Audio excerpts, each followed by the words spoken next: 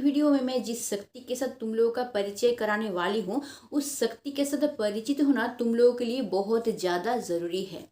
इसलिए आज का जो वीडियो है उसको जब तुम देखोगे ना, तब फुर्सत में देखना। जब तुम्हारे पास टाइम होगा तब निश्चिंत होकर एकांत में बैठ के देखना, और जब देखोगे तब ये फील करना कि इस वक्त तुम और मेरे अलावा यहाँ पे कोई नहीं है। तुम और मैं चांदनी रात में नदी के किनारे बैठे हुए हैं। मैं सिर्फ बोलती जा रही हूँ और तुम सिर्फ सुनते जा रहे हो। तुम्हारे लाइफ में चाहे कुछ भी प्रॉब्लम हो, चाहे फिजिकली प्रॉब्लम हो, मेंटली प्रॉब्लम हो, रिलेशनशिप को लेके कोई प्रॉब्लम हो, इकोनॉमिकली कोई प्रॉब्लम हो, फैमिली को लेके कोई प्रॉब्लम हो, या फिर नौकरी को लेके कोई भी प्रॉब्लम हो, आज के वीडियो के जरिए तुमको एक निश्चित समाधान मिल जाएगा। देखो, तुम में से ना बहुत कोई को ये पता नहीं है कि मैंने अपनी लाइफ में बहुत ज़्यादा स्ट्रगल करके यहाँ तक पहुँची हूँ।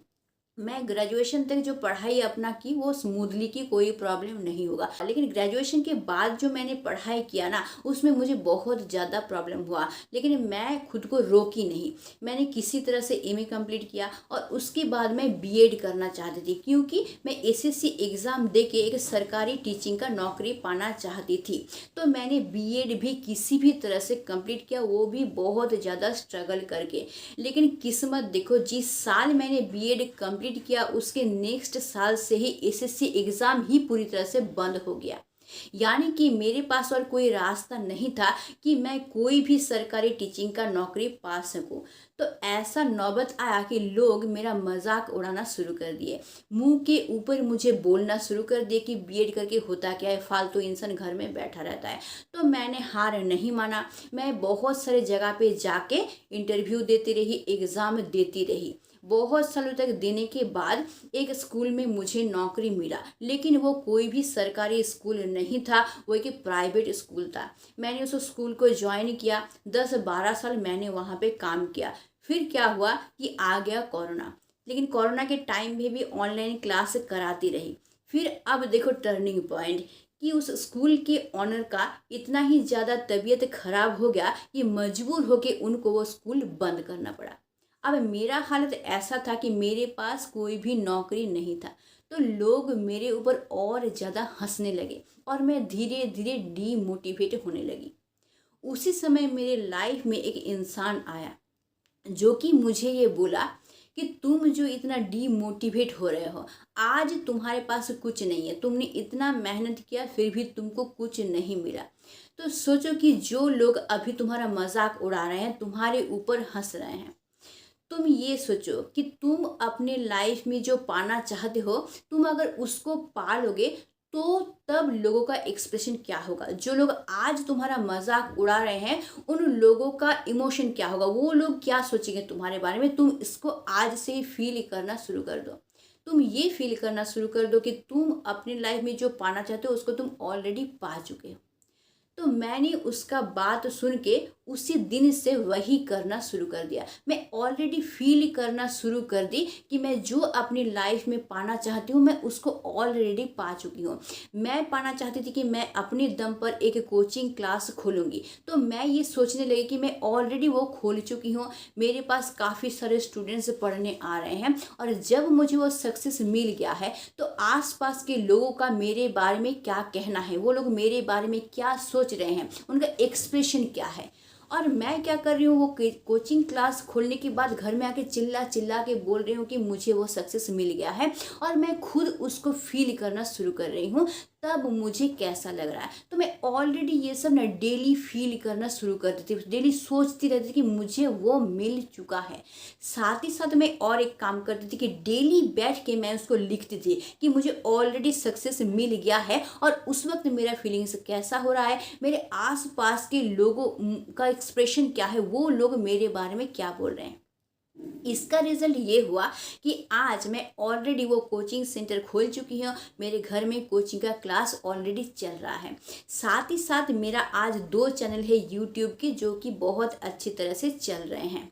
और मैं जो पाना चाहती हूँ कि मेरे ज़रिए लोगों का लाइफ बदले, मैं लोगों को मोटिवेट कर पाऊँ। जैसे मैं डीमोटिवेट हो गई थी, उस तरह से जो लोग अपने लाइफ में डीमोटिवेट हो जाते हैं, खुद को हारा हुआ महसूस करते हैं ना, उन लोगों को मैं नया ज़िंदगी दे सकूँ।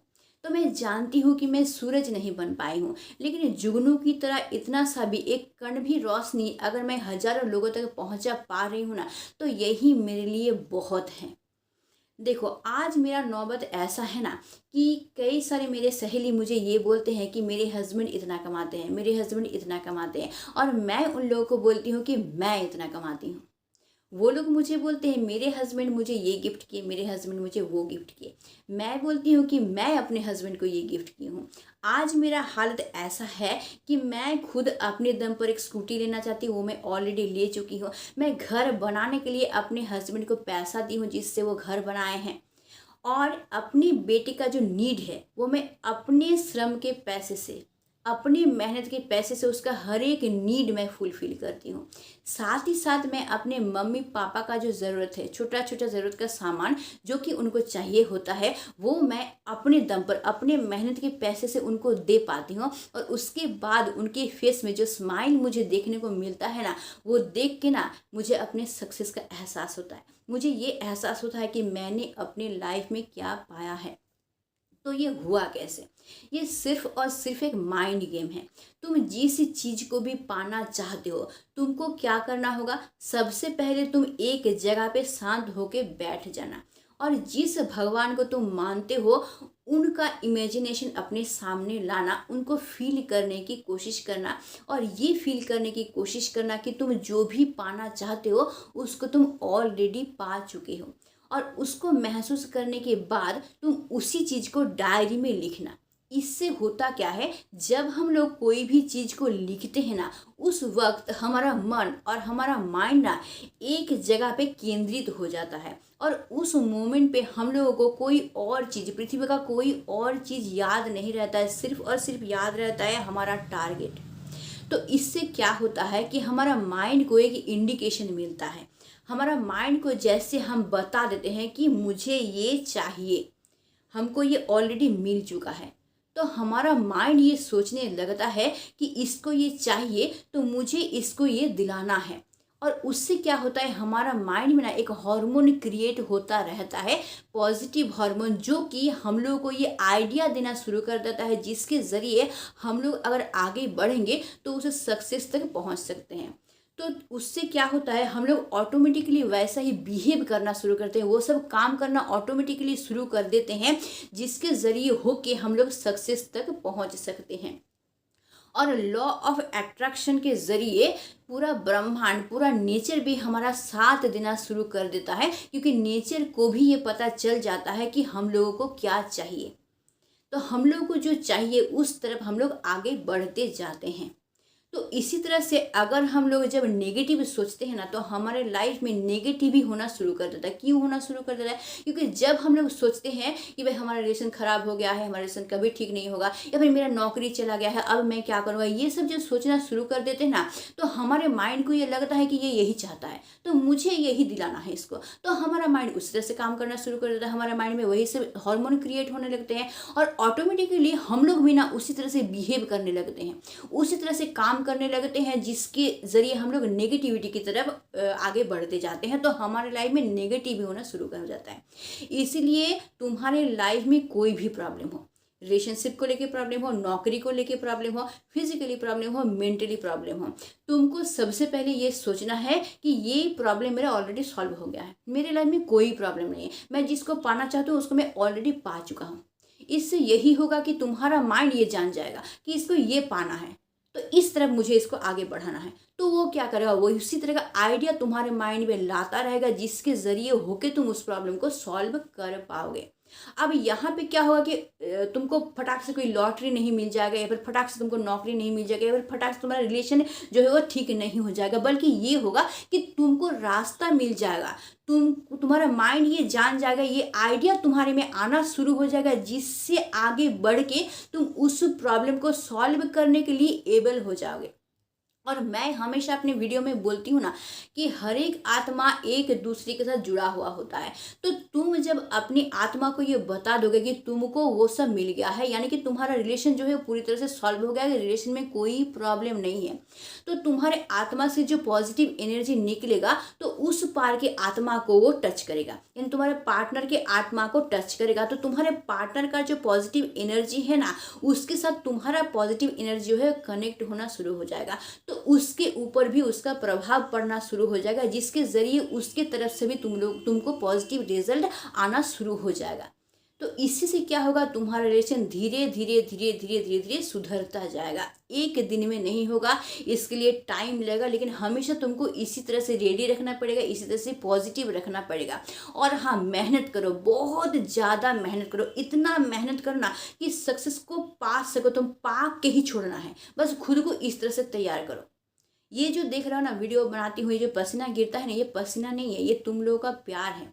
और ये क्यों होता है पता है, क्योंकि मैं ये चाहती हूँ कि मैं तुम लोगों के साथ खुद को कनेक्ट कर पाऊँ, तुम लोग मेरी बात सुनो।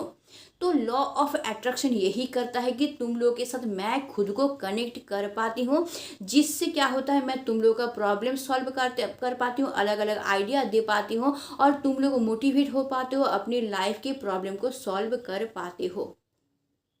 देखो, मैं ये नहीं बोल रही हूँ कि मेरे लाइफ में जो है हमेशा पॉजिटिव हुआ है, मेरे लाइफ में भी कभी पॉजिटिव हुआ है, कभी नेगेटिव हुआ है। हर एक का लाइफ ऐसा ही होता है, कभी पॉजिटिव होता है, कभी नेगेटिव होता है।